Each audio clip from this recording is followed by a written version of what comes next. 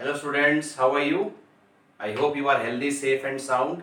So students, in last class we have covered R resonance, plus R effect and minus R effect. In plus R effect, electron releasing groups are present on benzene. They releases electron in benzene and increases the electron density at certain specific positions, that is ortho and para, number 2 and number 4 with respect to the group attached. Similarly, when electron withdrawing groups are present, they decreases the electron density as these at these positions, that is number 2 and number 4 with respect to the group attached, and meta becomes electron rich. अगर electron releasing group लगाओगे तो वो benzene में electron release करेगा, benzene को electron rich बना देगा और बेंजीन पर इलेक्ट्रोफाइल हमला करेंगे। बेंजीन के ऊपर chlorination, bromination, nitration, alkylation, sulphonation, acylation, ये सब इलेक्ट्रोफिलिक सब्स्टिट्यूशन के एग्जांपल्स हैं।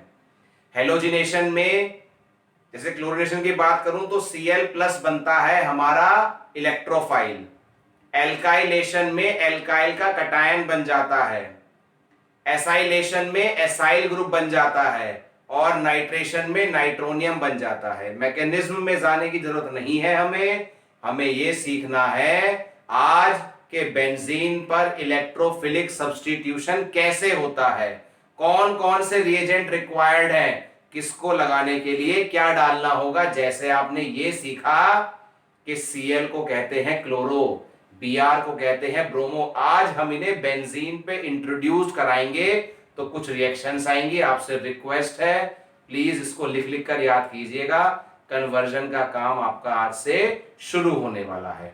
एक बात फिर से लिख देता हूं दोबारा से, अगर बेंजीन के ऊपर या बेंजीन के किसी भी कार्बन पर इलेक्ट्रॉन रिलीजिंग ग्रुप लगा हुआ है तो ऑर्थो और पैरा पर इलेक्ट्रॉन डेंसिटी बढ़ जाती है, इसीलिए इलेक्ट्रोफाइल अब अटैक करेगा।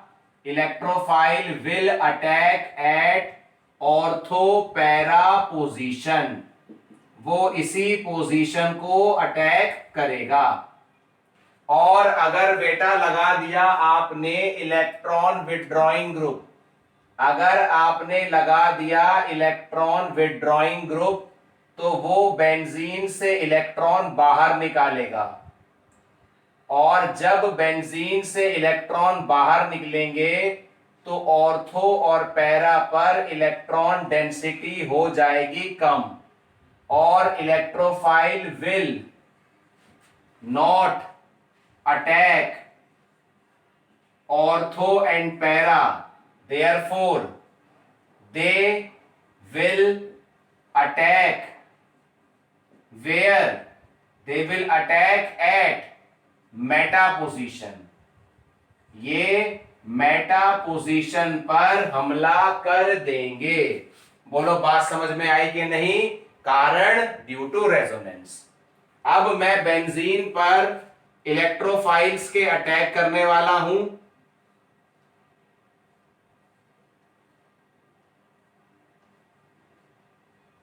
और बेंजीन का एक हाइड्रोजन रिप्लेस होगा, कोई और ग्रुप जुड़ेगा।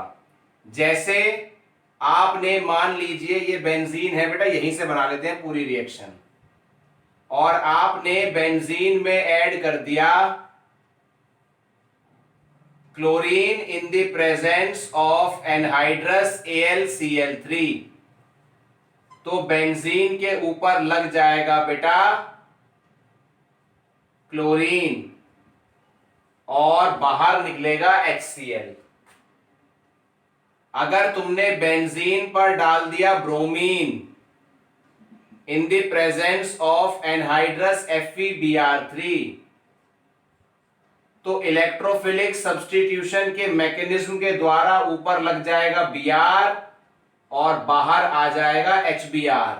नाम बना रिएक्शन का हेलोजिनेशन, नाम बना रिएक्शन का बेटा हेलोजिनेशन। इसी प्रकार से अगर आप बेंजीन के ऊपर कोई सा भी एल्काइल ग्रुप लगाना चाहते हैं जैसे मैं मिथाइल लगा रहा हूं, आप इथाइल, प्रोपाइल, ब्यूटाइल, पेंटाइल कुछ लगाना चाहते हैं तो उसी के साथ लेके चलिए हेलोजन। जैसे मुझे लगाना है मिथाइल तो मैंने लिया है क्लोरोमीथेन, मिथाइल जुड़ गया, HCl बाहर, रिएक्शन का नाम है फ्रीडल क्राफ्ट एल्काइलेशन। काफी ज्यादा इंपॉर्टेंट रिएक्शन है, काफी ज्यादा इस्तेमाल की जाती है। रिएक्शन का नाम फ्रीडल क्राफ्ट एल्काइलेशन। ऐसे ही बेंजीन के ऊपर आप लगाना चाहते हैं कीटोनिक ग्रुप, तो जो भी कीटोनिक ग्रुप आप लगाना चाहते हैं उसका एसिड हैलाइड लेके चलिए। सपोज कीजिए आप 2 कार्बन का कीटोन ऐड करना चाहते हैं तो 2 कार्बन के लिए लेके चलना पड़ेगा इथेनॉइल क्लोराइड। और जब रिएक्शन कराई तो बेंजीन के ऊपर लग गया भैया COCH3, बाहर आया HCl। रिएक्शन का नाम है फ्रीडल क्राफ्ट एसाइलेशन। रिएक्शन का नाम है फ्रीडल क्राफ्ट एसाइलेशन। अभी यहां स्पेस थोड़ा कम हो रहा है, 2 रिएक्शन यहां लिख देते हैं बेटा। अगर आप बेंजीन में ऐड कर रहे हो concentrated nitric acid along with concentrated sulphuric acid H2SO4, तो भाई बेंजीन के ऊपर लग जाता है नाइट्रो ग्रुप और इसी को कहा जाता है नाइट्रेशन। ऐसे ही जब आपने ऐड करा ओलियम यानी कि H2S2O7 या फिर कॉन्सेंट्रेटेड H2SO4 जो कि थोड़ा गर्म हो, फ्यूमिंग भी कह देते हैं बेटा इसे, तो बेंजीन के ऊपर लग जाता है बेटा सल्फोनिक ग्रुप।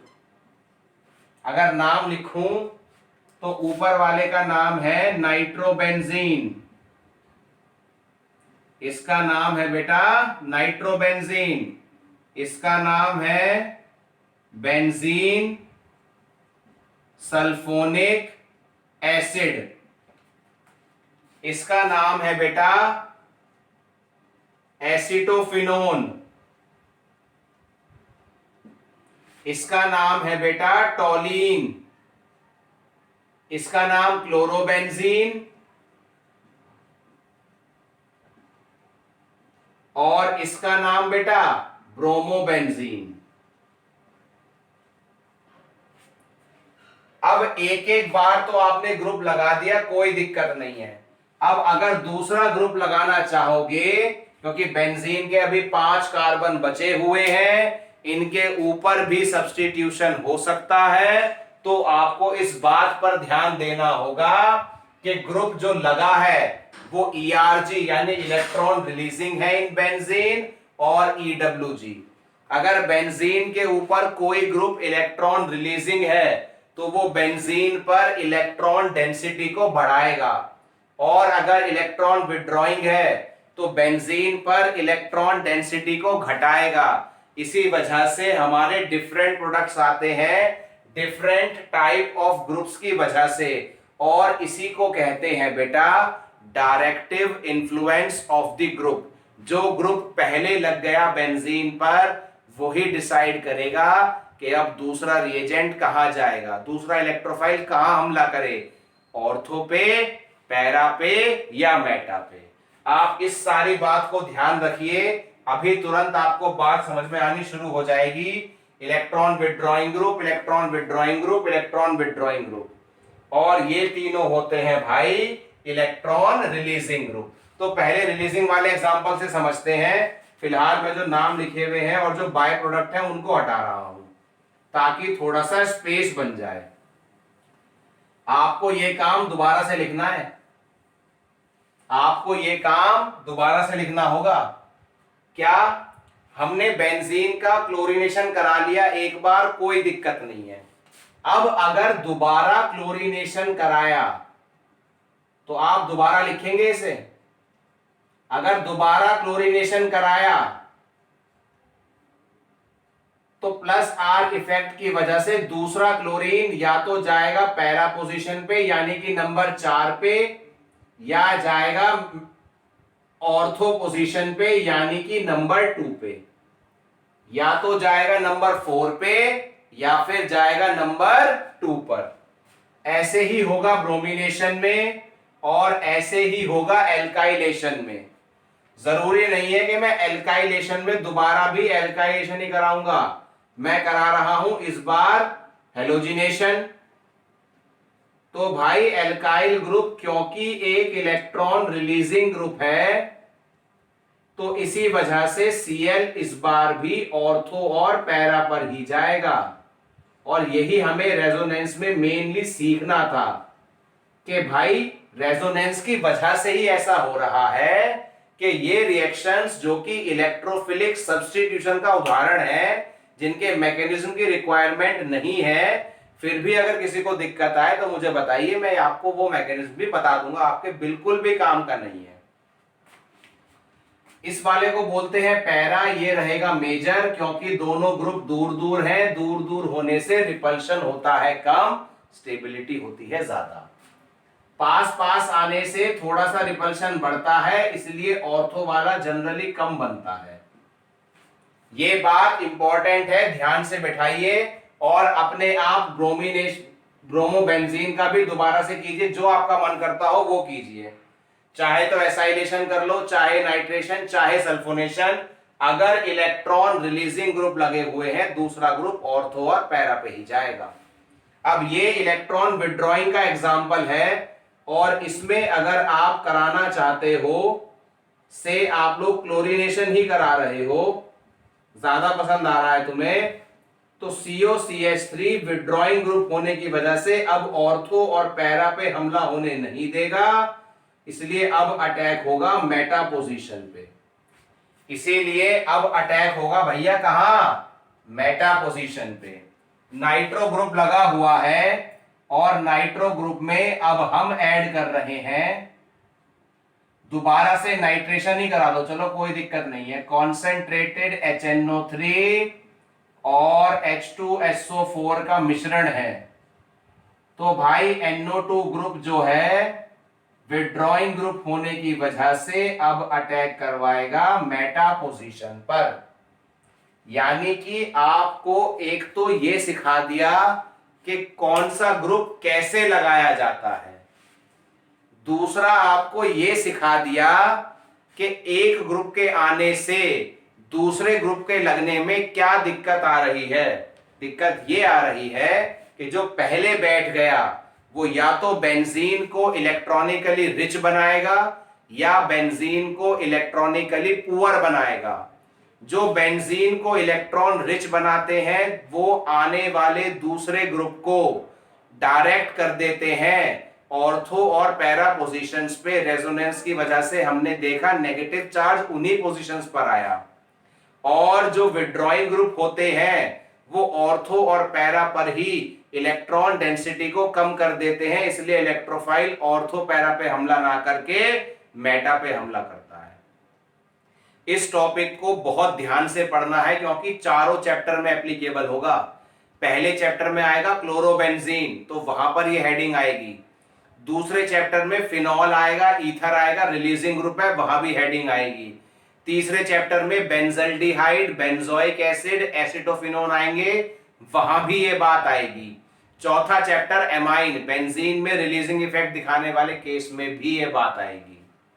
तो चारों चैप्टरों में आने वाली बात है, इसीलिए बहुत इंपॉर्टेंट है।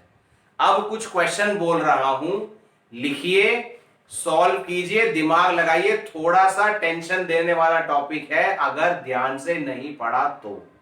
ध्यान से पढ़ा, मेमोराइज करा और लिखा, कोई नहीं रोक सकता फिर आपको बेटा। सवाल पहला, carry out nitration and then alkylation of benzene, यानी पहले कराओ बेटा नाइट्रेशन, जो भी बना अब उसका कराओ alkylation. Second, reverse, carry out alkylation and then nitration of benzene, also explain the product formed. पहले केस में पहले नाइट्रेशन फिर एल्काइलेशन, दूसरे केस में पहले एल्काइलेशन और फिर नाइट्रेशन। अगला सवाल, convert benzene into 3 bromo sulphonic acid. Convert benzene into 3 bromo benzene sulphonic acid, ये लगा लीजिए। Second, convert benzene into 1 bromo 4 chlorobenzene. Benzene into 1 bromo 4 chlorobenzene. अगला सवाल, convert benzene into 4 methyl nitrobenzene. एक और लिखिए, convert benzene into 2 methyl acetophenone. 2 methyl acetophenone.